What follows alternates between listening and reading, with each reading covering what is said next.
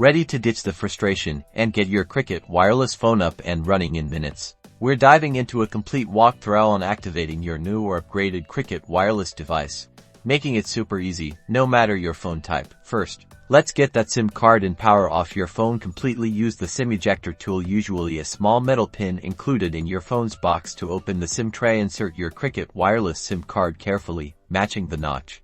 Now, power your phone back on. New to Cricket.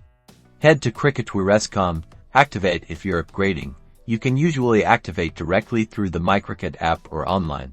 You will need your order number and either your IMEI or SIM card number, both found on your packaging or in your order confirmation email. Follow the on-screen prompts, creating a new account if needed, or logging into your existing one. Choose your data plan. Cricket offers various options, so pick what suits your needs.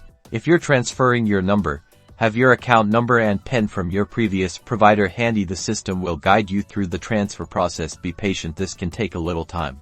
Once activated, you will receive a confirmation text or email. Time to set up voicemail. Dial 99 or follow the prompts in your phone's voicemail settings. Download the MyCricket app to manage your account, track data usage, and explore available features. Make sure your phone is connected to Wi-Fi and data is enabled in your settings. Android users, check your app settings. If data isn't working, find the Cricket app settings online. iPhone users should have these configured automatically.